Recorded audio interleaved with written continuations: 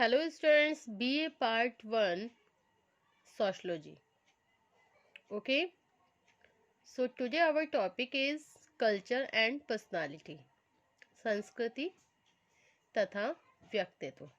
Okay, so without wasting much time, we should start this video on this topic.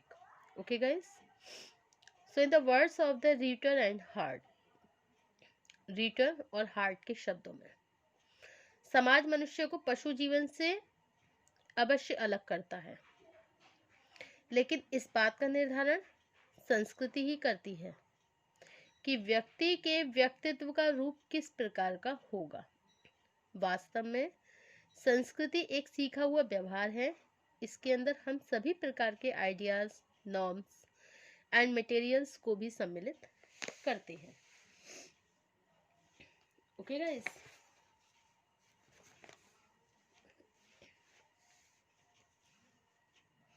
इसके अंदर हम सभी प्रकार के आइडियाज मतलब विचारों, नॉर्म्स आदर्श नियमों और मटेरियल्स भौतिक पदार्थों को सम्मिलित करते हैं.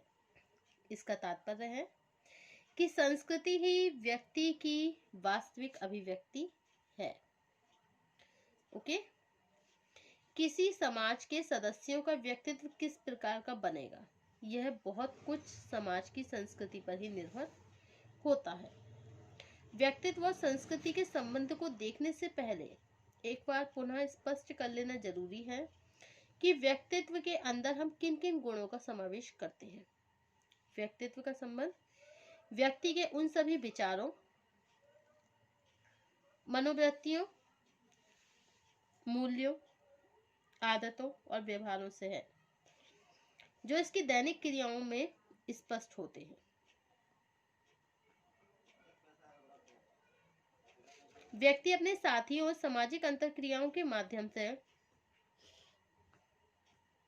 जिन प्रथाओं, परंपराओं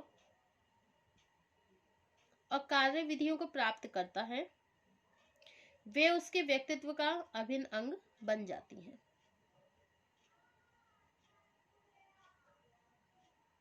यह समस्त विशेषताएं संस्कृति की ही विभिन्न अभिव्यक्तियां हैं. इस संदर्भ में ही हम संस्कृति और व्यक्तित्व के पारस्परिक संबंध को स्पष्ट करने का प्रयत्न करेंगे. ओके, अकॉर्डिंग टू क्लूकोन और मूरे, क्लूकोन और मूरे ने कहा है कि समाज में प्रत्येक व्यक्ति कुछ सीमा तक ए अन्य सभी व्यक्तियों की तरह होता है, बी अन्य कुछ व्यक्तियों की तरह होता है और सी दूसरे कुछ भी व्यक्ति की तरह नहीं होता. इस कथन का तात्पर्य ये है कि जबकि क्षेत्र में सभी व्यक्ति एक दूसरे के समान होते हैं, क्योंकि सभी व्यक्तियों को जैप की आवश्यकता है और उनको प्रभावित करने वाले जैप के नियम समान प्रकृति के होते हैं. सामाजिक क्षेत्र में एक व्यक्ति कुछ व्यक्तियों के समान होता है, क्योंकि जो व्यक्ति समान प्रकार से अंतरक्रिया करते हैं उनमें बहुत कुछ समानता आ जाती है. इसके पूर्णतया विपरीत एक सांस्कृतिक प्राणी के रूप में व्यक्ति दूसरे किसी व्यक्ति के समान नहीं होता.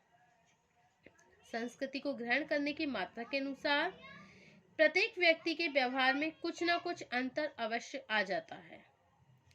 संस्कृति द्वारा उत्पन्न व्यवहार की इस भिन्नता का ही परिणाम है कि किन्हीं दो व्यक्तियों का व्यक्तित्व एक दूसरे के बिल्कुल समान नहीं होता.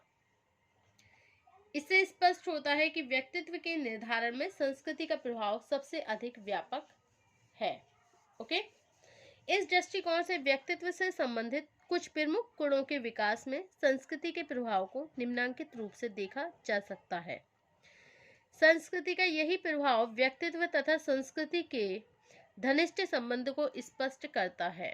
ओके, नंबर 1 पॉइंट है feeling of social responsibility. Feeling of social responsibility, second है tolerance of suffering, third forms of morality, fourth है displaying of respect, fifth formation of attitudes, six up bringing and training, and next determination of behavior pattern. Okay,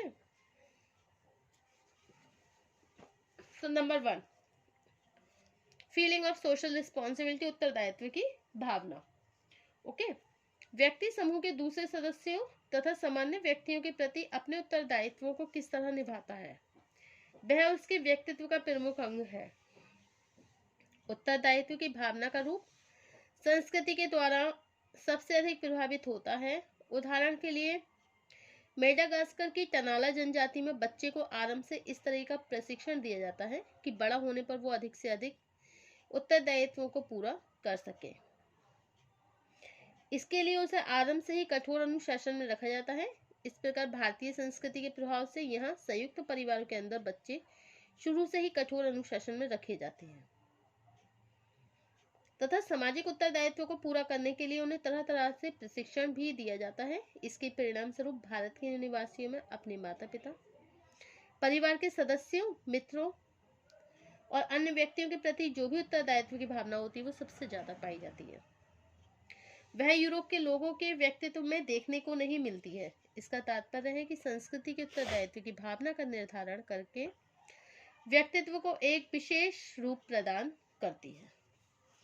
okay, अब second point है हमारा नैतिकता का स्वरूप, form of morality. Okay student, किसी समूह में व्यक्ति किस प्रकार को, किसी समूह में व्यक्त किस व्यवहार को नैतिक मानेंगे, ओके, और किसे अनैतिक, इसका निर्धारण भी संस्कृति द्वारा ही होता है. उदाहरण के लिए कोनैक नागाकोकी. कोनैक नागाओं की संस्कृति स्त्रियों के विवाह के बाद पति के अतिरिक्त किसी भी दूसरे को पसंद करने पर स्थापित करने की छूट दी जाती है.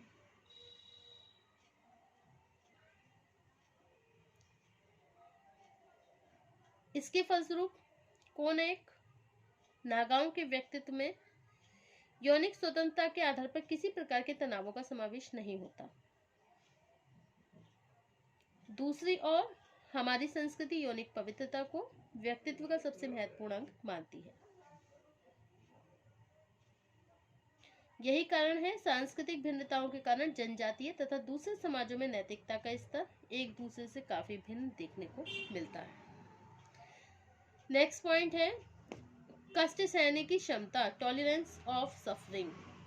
ओके, सभी लोगों के जीवन में तरह तरह के कष्टों का समावेश होता है.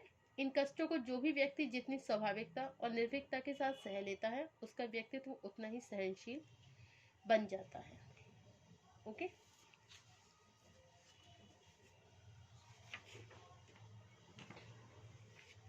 नेक्स्ट पॉइंट है सम्मान प्रदर्शन, डिस्प्लेइंग इन रेस्पेक्ट. दूसरों के प्रति सम्मान प्रदर्शित करना व्यक्तित्व का एक प्रधान अंग है. यह विशेषता पूर्णतया संस्कृति द्वारा निर्धारित होती है. हमारी संस्कृति हमें सम्मानित व्यक्तियों के पैर छूकर, हाथ जोड़कर अथवा खड़े होकर सम्मान करना सिखाती है, जबकि फीजी और टोंगा लोग किसी का सम्मान करने के लिए उसके सामने तुरंत बैठ जाते हैं. ओके, नेक्स्ट पॉइंट है मनोवृत्तियों का निर्माण, फॉर्मेशन ऑफ एटीट्यूड्स. मनोवृत्तियों का तात्पर्य होता है अन्य व्यक्तियों, समूहों तथा विभिन्न व्यवहारों के प्रति हमारी रुचि और भावनाओं से है. संसार के सभी समूहों की मनोवृत्तियां उनकी सांस्कृतिक विशेषताओं से ही निर्धारित होती हैं. नेक्स्ट पॉइंट है व्यवहार प्रतिमानों का निर्धारण, डिटर्मिनेशन ऑफ बिहेवियर पैटर्न. विभिन्न संस्कृतियों के अनुसार ही व्यक्तित्व संबंधी व्यवहार प्रतिमानों का ही निर्धारण होता है. हिंदू संस्कृति प्रत्येक स्त्री को अपने से बड़े पुरुष के सामने सम्मान करती है. ओके, उनका रेस्पेक्ट करती है, जबकि डुस जनजाति में लड़कियों से आशा की जाती है कि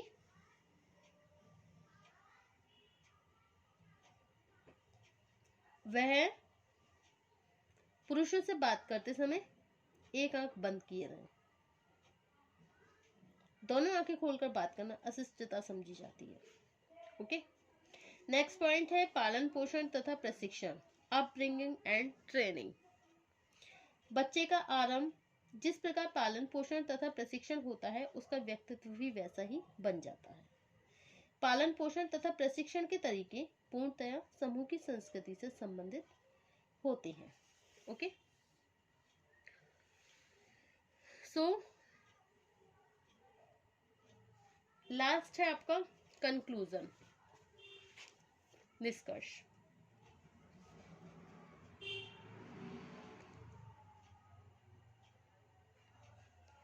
विभिन्न समूहों की सांस्कृतिक विशेषताओं में भिन्नता होने के कारण उनसे संबंधित लोगों का व्यक्तित्व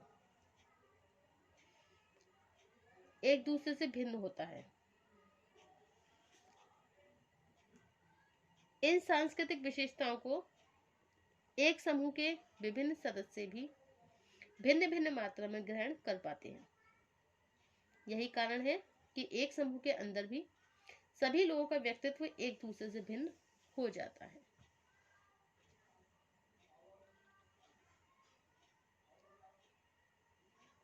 वास्तविकता यह है कि संस्कृति के प्रतिमानों में हम सभी तरह के विश्वासों, मनोवृत्तियों, प्रथाओं, परंपराओं, यौन व्यवहारों, भाषा, सामाजिक स्तरीकरण, पक्षपात की धारणा, शालीनता, नैतिकता तथा उत्तरदायित्व की भावना आदि सभी विशेषताओं को सम्मिलित करते हैं। Okay, according to Ruth Benedict ने संस्कृति को इतना महत्वपूर्ण कारक मान लिया कि आपके अनुसार केवल संस्कृति ही व्यक्तित्व का निर्माण करने वाला एकमात्र आधार है। Okay, thank you for watching my YouTube channel. Thank you so much guys. Next topic होगा हमारा नेक्स्ट चैप्टर, जिसका नाम है सोशलाइजेशन, समाजीकरण। Thank you.